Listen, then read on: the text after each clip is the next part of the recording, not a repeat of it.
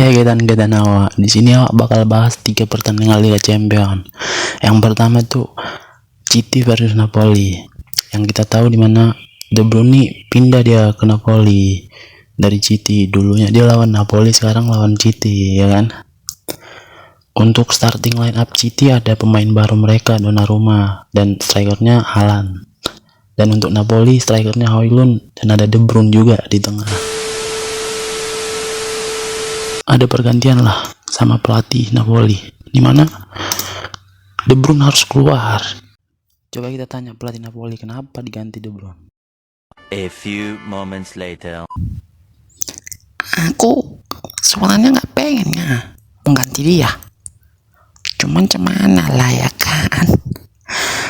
Awak megang Citi awak 10 juta boy, lumayan lah. Nah kita lanjut ke percuman. Beruntung si botak ini udah tipis kali boy. Pertandingan pertama akhirnya 0-0 lah. Lanjutlah kita ke babak kedua, ya kan. Nah di menit 55 ini permainan City ini paten kali wak. Kau lihatlah Sontek. Nah dengan hasil ini, gol Haaland ini jadinya dia bisa mencetak 50 gol dalam Liga Champion dalam kariernya.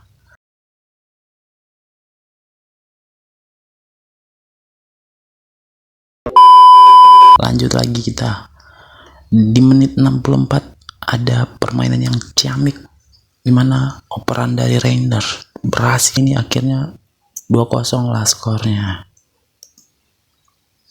5 menit kemudian. Lanjut kita ke pertandingan kedua, yaitu Newcastle versus Barcelona. Nah pada starting Newcastle ini biasa aja, cuma ada pemain baru kayak Elanga. Untuk Barcelona itu pemainnya itu aja. Si bocil pantai ini nggak main karena dia lagi cedera. Katanya sih cedera itulah. Kau lihat pacaran terus dia boy. Aku pun kau tahu lah ya dia lagi ngapain, ya kan. Ketawa kalian, pikir lucu ya, hah? aduh kacau kali. Adalah beberapa serangan-serangan yang kau lihat hampir aja, cuman De Jong sama Pedri ini nggak bisa bohong lah. Mereka ini kayak pesulap lah kata gua. Nah di menit 57 tuh serangan itu berawal dari sebelah kanan, ada Konde lah, diumpannya bam. Kau lihat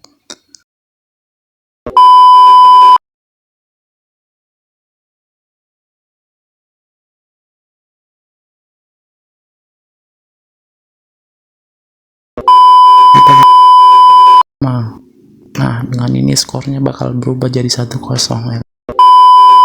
Berawal dari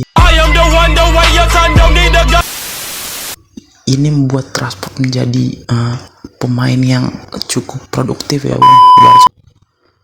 Luar biasa emang Rashford ini boy. Cuman bukan gak ada serangan ya Newcastle ini. Kau lihat walaupun sebenarnya emang gak ada gunanya ya. Menit-menit akhir gol ini juga cukup bagus, skema karena performa yang cukup bagus dari Rashford buat dia jadi man of the match, ya kan.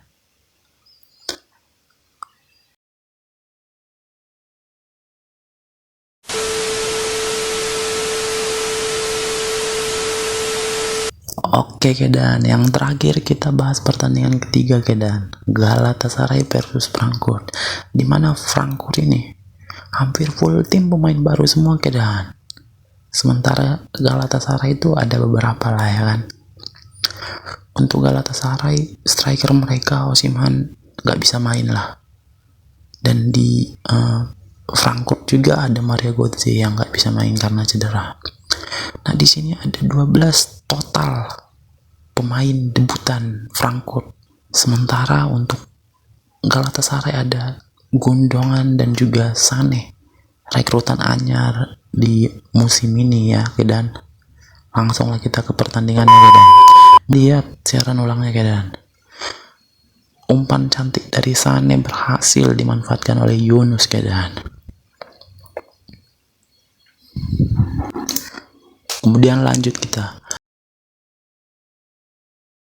lagi kita ke menit-menit akhir babak pertama, di mana pemain anyar Frankfurt berhasil mencetak gol sehingga skor menjadi 2-1 keadaan.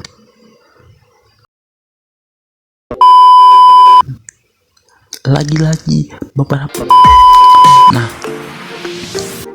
Ujung ini juga pemain baru keadaan, luar biasa emang. Pertandingan babak pertama ditutup dengan skor 3-1, dimana Frankfurt berhasil lagi-lagi. Bam, kau lihat, coba kau lihat lah keadaan, cuman lah ya.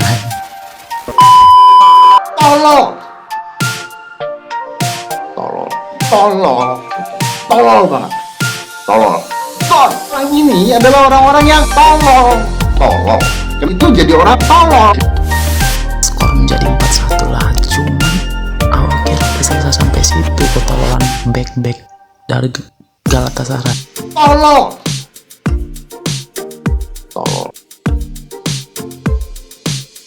Sementara itu, di suatu dimensi yang lain,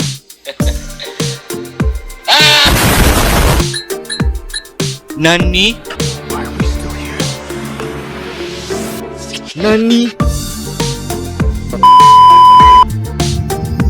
Nah, mungkin segitu aja dulu keadaan bahasan aku.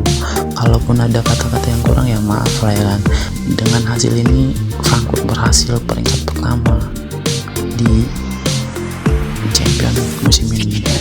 Memang luar biasa lah, dimana semua pemainnya berhasil debut, 12 pemain walaupun hanya 10